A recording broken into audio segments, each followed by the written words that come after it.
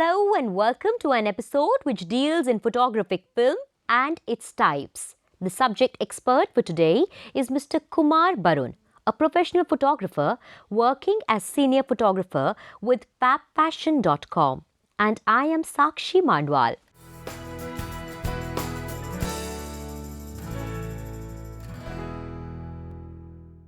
Objectives: understanding the variety of films, understanding the functions of film, understanding the physical form of film, understanding the film structure.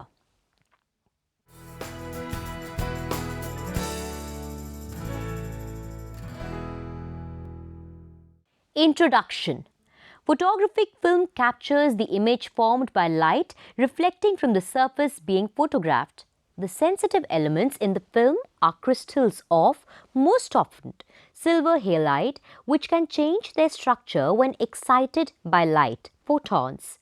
In general, less sensitive films, slower films, have finer grains that are closely packed, and more sensitive films, faster films, have coarser grains. A film may have a distribution of grain sizes to obtain certain desirable properties. The reason for the sensitivity relationship to grain size is related directly to how the grains are converted from a stable, non-developable state to another stable state, latent state, from which they can be developed chemically. This happens in something like the following way. When a photon of light strikes a grain, it dissipates its energy in the crystal grain. This energy may or may not be enough to flip the crystal into a latent state. Generally, it takes a few photons to flip the grain, depending on its size and sensitivity. In the meantime, thermal energy is jiggling the grain and tending to drop it back into its normal state. If enough photons strike the grain in a given time, the grain flips to a latent state and sticks there. We then have a grain that can be turned opaque chemically. Thus, the photons build up a latent image that is later developed. The darkness of the image is more or less proportional to the light striking the film. It takes about the same number of photons to flip a large grain as a small one. Since the larger grain intercepts more light, more of the larger grains will be flipped, and thus less light is required to create a latent image. This later phenomenon makes coarse-grained films faster, more sensitive. All the silver halide salt particles reside in some emulsion layer depositing on the base layer of films. Color film has 3 layers of emulsion for 3 kinds of silver halide, which are sensitive for the light of 3 different light wavelengths. The following diagram shows the basic layered structure of photographic films.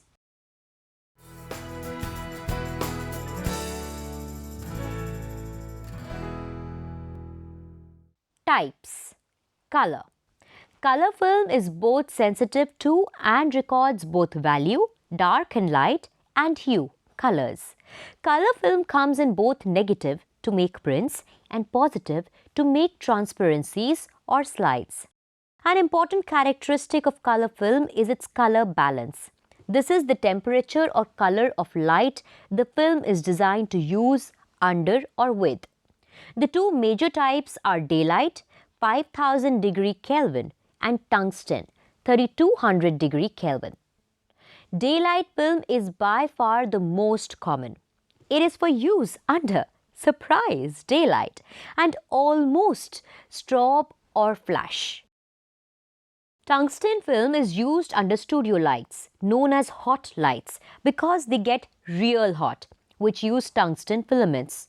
These are similar to, but not the same as regular incandescent light. Using daylight film under tungsten lamps will give you a heavy gold cast. Using tungsten film under daylight gives you a heavy cyan blue cast. Using either under fluorescent light generally gives you some version of sickly green. You need to use a filter for fluorescence.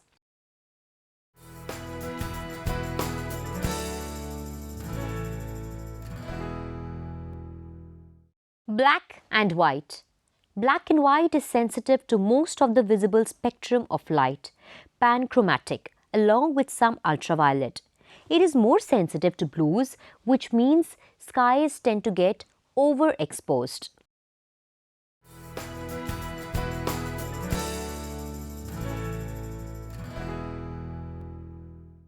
Infrared. Infrared film comes in both color and black and white variations. The black and white takes some special handling and requires the use of a 25A dark red filter. It is unrated as far as speed, but about 200 ASA works pretty well. The wonderful effects are created from plants that are growing during the height of spring. With infrared, pretty much everything looks a bit strange. Black and white infrared does not pick up heat signatures. The Kodak version has long been the standby, and now Konica makes a version, Infrared 750.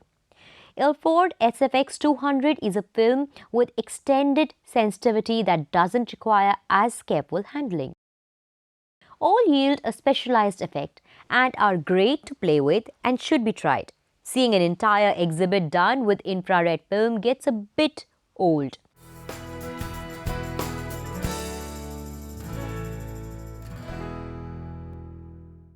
Chromogenic. Chromogenic film is a hybrid of sorts. It is essentially black and white film designed to be processed in standard color chemistry, C41 process.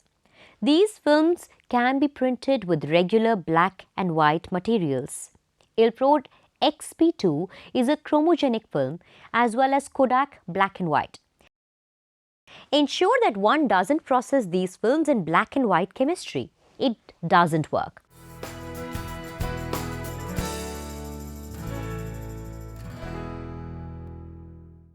Orthochromatic film, traditionally used for graphics, records either black or clear. Extremely high contrast. It is available in rolls and sheets. Orthofilm is used in many alternative photographic processes, invariably in sheet form. It is an inexpensive, practical way to create the large positive and negatives needed for many of these processes. It can also be processed to produce a grayscale using Dectol 1:10.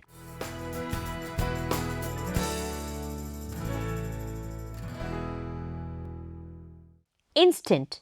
Polaroid pretty much controls the market in instant films, so much so that the term Polaroid has become synonymous with instant films.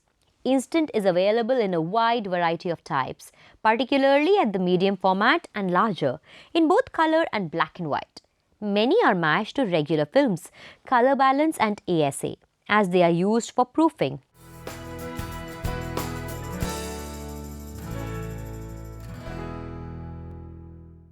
Film functions. Film performs several functions in the medical imaging process. Knowledge of these functions and how they are affected by the characteristics of different types of film aids in selecting film for a specific clinical procedure and in optimizing radiographic techniques.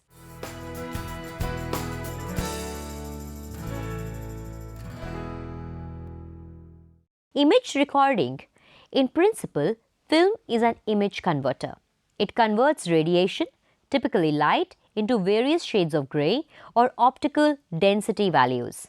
An important characteristic of film is that it records or retains an image. An exposure of a fraction of a second can create a permanent image. The amount of exposure required to produce an image depends on the sensitivity or speed of the film being used. Some films are more sensitive than others because of the design or the way they are processed. The sensitivity of radiographic film is generally selected to provide a compromise between two very important factors: patient exposure and image quality, specifically image noise. A highly sensitive film reduces patient exposure but decreases image quality because of the increased quantum noise.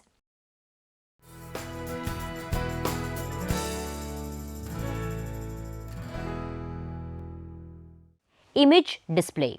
Most filmed medical images are recorded as transparencies. In this form, they can be easily viewed by trans-illumination on a view box. The overall appearance and quality of a radiographic image depends on a combination of factors, including the characteristics of the particular film used, the way in which it was exposed, and the processing conditions. When a radiograph emerges from the film processor, the image is permanent and cannot be changed. It is, therefore, important that all factors associated with the production of the image are adjusted to produce optimum image quality.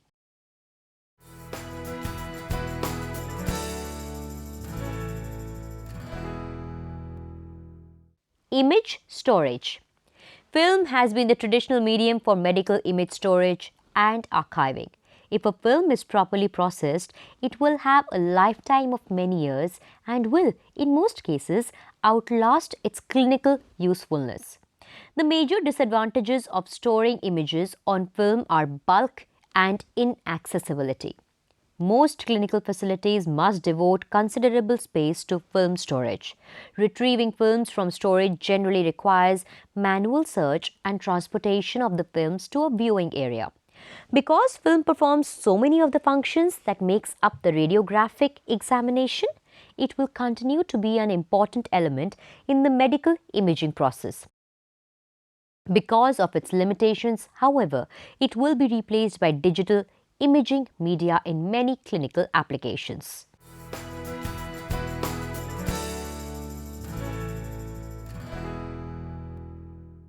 Physical characteristics. Number 1. Format. Format is simply the film size. Film ranges from miniature 110 Minox 8 mm to small 35 mm, medium 6 into 6 cm to 6 into 9 cm, and large 4 into 5 inches to 16 into 20 inches and larger. Film formats are synonymous with camera formats.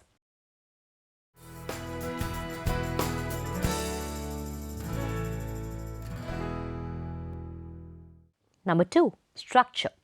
Film is constructed in layers. These layers consist of, from top to bottom, an anti-scratch layer, the gelatin and silver layer, an adhesive layer, the film base, another adhesive layer, then an anti-halation layer.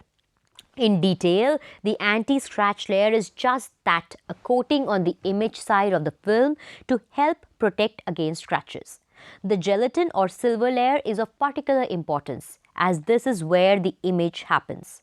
Physically, the tiny particles of silver are suspended in gelatin, which is coated on the base.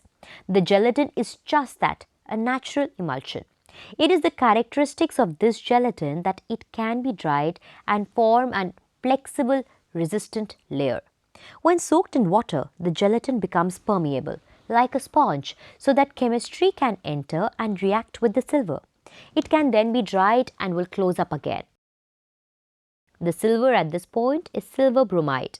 When light hits it, it forms a latent image, which is made visible and intensified during the development process.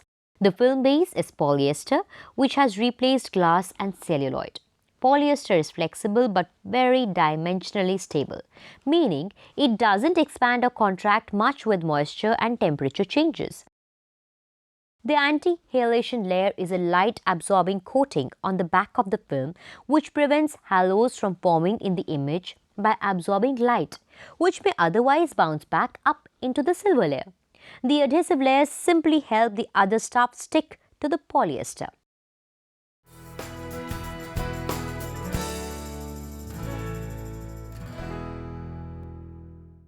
Number 3. Packaging. Film comes in two basic forms, roll and sheet. Roll films are available up to medium format sizes and sheets generally from 4 into 5 inches up. Professional outlets offer film in bulk packs, 5 to 10 rolls or more, at discount, guaranteeing that it is all from the same manufacturing batch to ensure consistency. Also available is bulk rolls, 50 or 100 meters of film, which can be loaded on cassettes by hand. While very inexpensive bulk films subject to scratches and other handling errors, not the least of which is reusing cassettes too much, they leak when they get old. A small note: when buying roll film, get 24 exposure rolls rather than 36. if they are available. Those extra 12 exposures seem to take forever to use up, and you can only get 7 strips of 5 in standard binder size negative sleeves.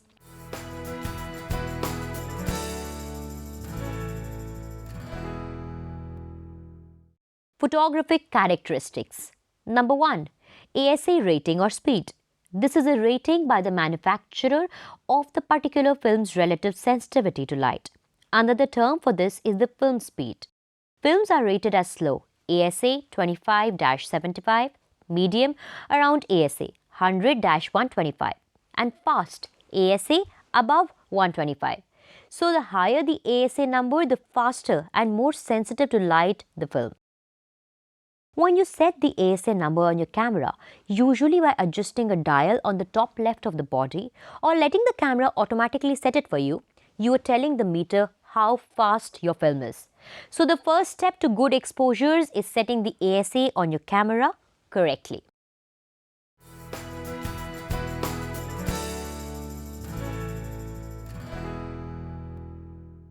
Number 2. Contrast. In general, the slower the speed of the film, the more inherently contrast it is. Thus, a 100 ASA film shows more contrast than a 400 ASA film. This characteristic can be controlled or manipulated by developer or time combinations, and agitation during development.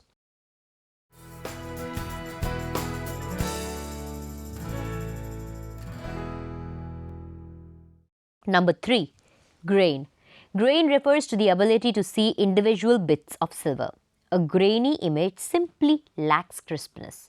Excessive grain looks fuzzy. As for film, the slower, the less inherent grain. Grain is quite important with 35 mm photography, as making even an 8x10 inch print requires quite a bit of enlargement. Some 50x, whereas an 8x10 from a 4x5 inch negative only needs 4x. Grain can be manipulated in development like contrast.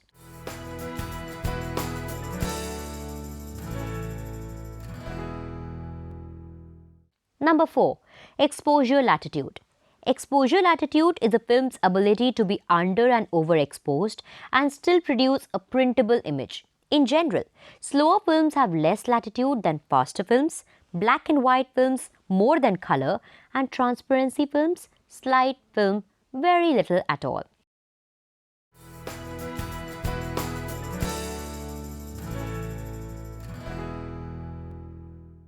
Number 5. Acutance. Acutance is a measurement of a film's ability to record edge sharpness, particularly between differing tonal areas. Slow films do this better than fast films, producing more apparent sharpness in the image. Acutance is actually measured by photographing a knife edge.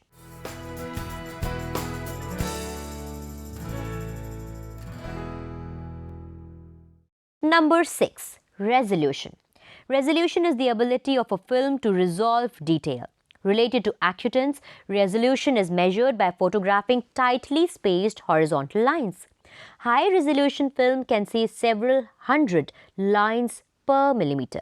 Low, fewer than 50. Grain structure, exposure and development all play a role in resolution.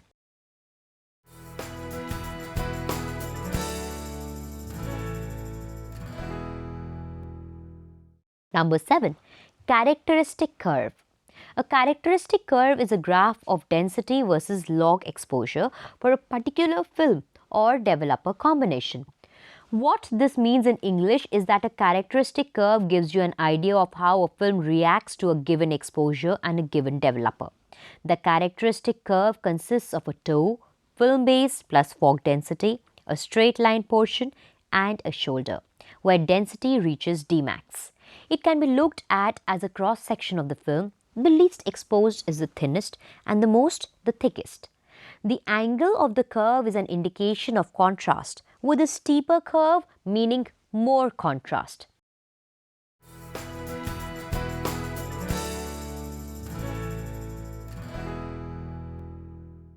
The physical form of the film. Optical density.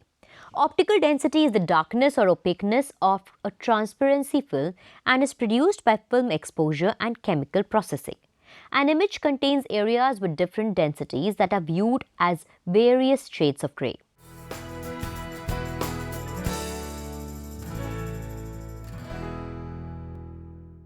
Light penetration. The optical density of film is assigned numerical values related to the amount of light that penetrates the film. Increasing film density decreases light penetration. The relationship between density values and light penetration is exponential. A clear piece of film that allows 100% of the light to penetrate has a density value of 0. Radiographic film is never completely clear. The minimum film density is usually in the range of 0.1 to 0.2 density units. This is designated the base plus fog density and is the density of the film base and any inherent fog not associated with exposure. Each unit of density decreases light penetration by a factor of 10. A film area with a density value of 1 allows 10% of the light to penetrate and generally appears as a medium grey when placed on a conventional view box. A film area with a density value of 2 allows 10% of 10%, 1.0% light penetration and appears as a relatively dark area when viewed in the usual manner. With normal view box illumination, it is possible to see through areas of film with density values of up to approximately 2 units. A density value of 3 corresponds to a light penetration of 0.1%, 10% of 10% of 10%. A film with a density value of 3 appears essentially opaque when trans-illuminated with a conventional view box. It is possible, however, to see through such a film using a bright, hot light. Radiographic film generally has a maximum density value of approximately 3 density units. This is designated the Dmax of the film. The maximum density that can be produced within a specific film depends on the characteristics of the film and processing conditions.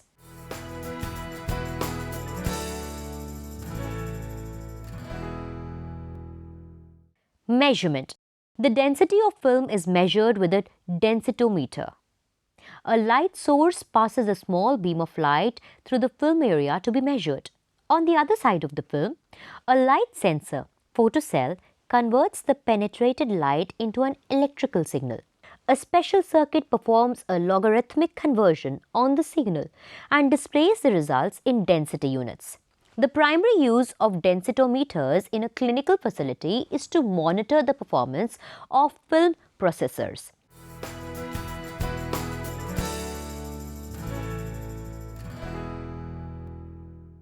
Film structure. Conventional film is layered, as illustrated in the following figure.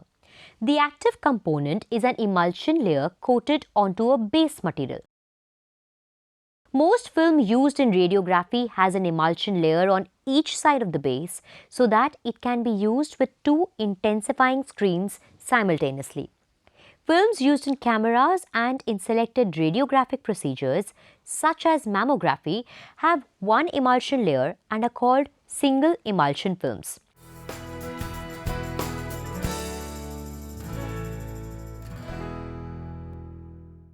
Cross-section of typical radiographic film base. The base of a typical radiographic film is made of a clear polyester material about 150 μm thick. It provides the physical support for the other film components and does not participate in the image forming process. In some films, the base contains a light blue dye to give the image a more pleasing appearance when illuminated on a view box.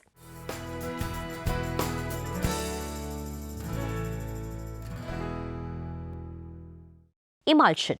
The emulsion is the active component in which the image is formed and consists of many small silver halide crystals suspended in gelatin. The gelatin supports, separates and protects the crystals. The typical emulsion is approximately 10 μm thick. Several different silver halides have photographic properties, but the one typically used in medical imaging films is silver bromide. The silver bromide is in the form of crystals or grains. Silver halide grains are irregularly shaped like pebbles or grains of sand. Two-grain shapes are generally used in film emulsions. One form approximates a cubic configuration with its three dimensions being approximately equal.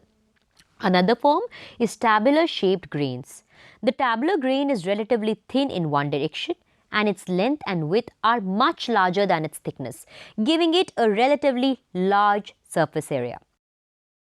The primary advantage of tabular grain film in comparison to cubic grain film is that sensitizing dyes can be used more effectively to increase sensitivity and reduce crossover exposure.